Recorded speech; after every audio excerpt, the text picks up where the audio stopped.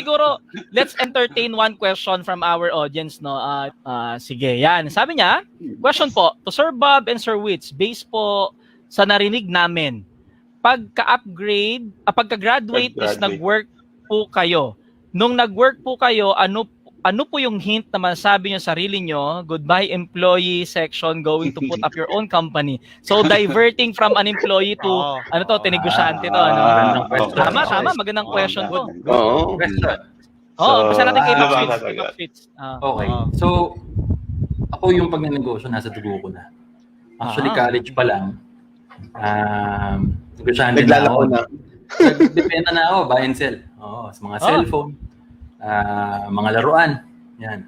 So, kung familiar kayo dun sa Cubao, along Aurora Avenue, merong building dun na, I think, 5 floors. Yung 5 floors na building na yun, punong-puno yun ng ukay-ukay.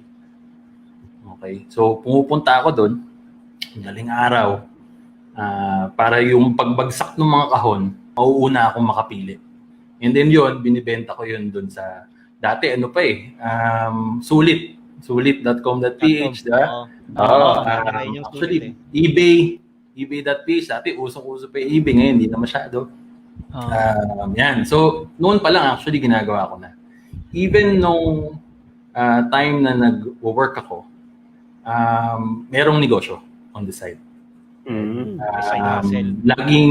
Laging meron. Hindi siya nawala. I think yun sa question ni Joey Ann, ano yung point na parang nag-full-time ako sa pagiging from an employee to I think for me personally is babalik ako dun sa reason ko kung bakit ako nag-work. Kasi 'di ba sabi ko nasa dugo ko na yung pagiging negosyante. Right? Kasi tanggap ko na hindi ko alam lahat. And the only way for me to have that knowledge and experience is by being an employee in a company. Kasi kailangan kong binigyan ko yung sarili ko ng 10 years para aralin ang lahat ng dapat aralin. Para pag tumalon na ako, which is always the plan, na tumalon ako from being an employee to a full-time businessman, is lahat ng knowledge na alam ko, may i-apply ko dun sa kanegosyo ko. Tama. I think important yun. Kasi, kumbaga parang hindi naman lahat kasi kung pwede ko siyang matutunan by learning it from somebody else, okay yun for me. Right? And yun nga, dun sa experience ko, IT companies, may mga startups, may mga multi-billion-dollar companies. Iba kasi yung perspective eh. Kapag nakita mo yung perspective na nag-work ka sa isang startup company and nag-work ka sa isang conglomerate, iba yung knowledge na matututunan mo, yung training na makukuha mo. And yun yung parang kinombine ko. Nung feeling ko na parang enough na yung knowledge ko para i-full-time, yun yung time na tsaka ako nag-full-time na magnegosyo. Kasi it's just a matter of time, really. It's just a matter of gaining that experience and knowledge na hindi ko matututunan sa labas. Kasi may mga network kang makikilala, may mga tao kang makikilala, may mga taong maraming experience na, maraming years of experience na sila yung magtuturo sa'yo or sila rin yung experts dun sa field na yon. Kailangan ko yung exposure na yon para maging confident ako na pag talon ko dun sa from having an employee job to a full-time business job, hindi ako naglalakad. Pag talon ko, tumatakbo ako. Nice. Okay, so shout out po sa lahat ng mga ng mga empleyado na gustong magnegosyo. Ayan. Huwag po kayo mag-resign agad ngayon. Huwag kayo mag-resign. Ang sabi nga niya ang sabi ni Pops Wits, matagal niya yung 10 years. Imagine mo, naabutan niya pa yung sulit. Ako kasi pagpasok ko, Lazada na eh. Lazada, Shopee, Shopee. Yun lang mga kilala ko eh. Yung sulit, di ko. Coach Adrian, isa lang ibig sabihin, magkasing edad kami niyan. Yeah. Actually, nag-start ako, wala pang sulit. So, hindi pa sulit nun. Kasi yung company na una ko pinagtrabahuhan, kliyente namin yun, si RJ, yung founder ng Sulit. Founder ng Sulit. Oo, kliyente namin yun. Halata kasi bigotilyo din. Oo. Siguro, Yun na. sa end naman ni Bob, pakinggan natin. Sa iyo, Pops Bob, same question, no? Same question applies. Oo. Yun nga. Actually, sabi niya, pagka-graduate, tumambay muna ako ng hindi, joke lang. Mga ilang oras. No. Actually, pagka-graduate, nag-OJT muna tayo. So, yun nga, dun sa unang company na pinag-OJT-han natin, medyo challenging siya. Pero IT company din siya.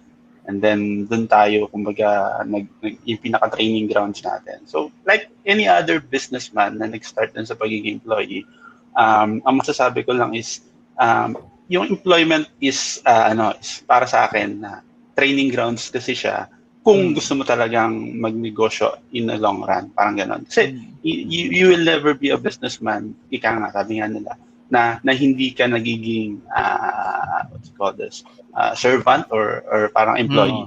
Ganyan. So, you will never be a businessman. Kasi, sabi nga nila, parang, kaya daw sila nag-business kasi ayaw nila ng boss. May boss. Gusto nila. Pero, sa totoo lang, mas mahirap ng business kasi mas marami kang boss dito. Diba? Yun yung reality eh.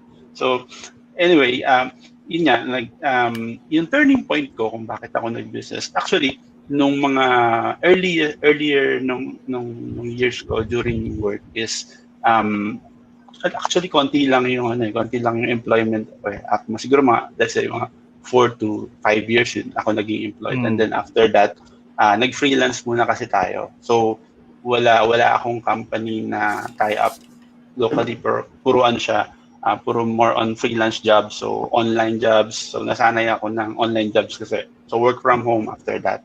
So yun yung kumbaga, mas naging training grounds ko pa. Kasi na-expose ako sa mas mabibigat na technology, mas maraming mga challenges, yung mga bagong technologies na binibigay sa akin ng mga clients. Parang, yun ko lang nakita to. Parang challenging para sa akin kasi. Na parang sabi ko mas okay na ganito kasi mas lumalaki yung mas lumalawak yung knowledge base ko. Kasi para sa akin, I'm sure magagamit ko yan in the future na kumbaga mas marami ka kasing technology na acquire, technology knowledge na acquire, mas malaki yung Swiss knife mo to tackle problems and to create solutions for that particular problems. So yun yung naging turning point ko, kaya parang sabi ko kasi parang kailangan ko nang i-officialize tong ginagawa ko na kumbaga kasi syempre hindi naman kumbaga parang pag freelance kasi parang medyo limited pa rin yung magiging reach mo dun sa mga client base mo or kumbaga. So ang ginawa ko yun nga nag-officialize ako, and then we decided together with my partners na mag-put up ng official business talaga, ng official corporation na yun nga, to help people and to come up with the great goal na ma-deliver namin yung growth para sa mga businesses namin na tinutulungan. So yun yung pinaka-turning point talaga. Yes. Yan. Ayos. So hopefully nasagot. Nasagot question. Thank you. Maganda yung question. Yan. So, shoutout po uli. Yan, so mga empleyado. Yan, kasi marami pong marami kaming na-encounter na pinapayuhan when we do business coaching nagtatanong kasi sa atin kung paano daw ba mag-transition from employment to business owners. Oo. So yung iba gusto agad mag-resign. Yan. So narinig nyo na po mula sa mga expert natin na it took years bago ka mag-decide sa pagninegosyo kasi ang employment will be the training ground para sa'yo. Diba? Yes. So, napakagandang point. Sabi nga ni Mr. June Basco, nice point. A good business or business owner knows how to be a servant. Yan. So, kailangan malaman mo muna yon. Yan. Tsaka gamitin nyo yung time kung empleyado kayo ngayon, gamitin nyo yung time to learn and maximize yung time na habang employed kayo to learn about the business, kasi obviously business yung pinagtatrabahuan nyo. Learn everything as much as you can. So by the time na ready na kayong tumalon, mayroon na kayong parang first-hand knowledge dahil natutunan niyo yun kung saan man kayo employed ngayon.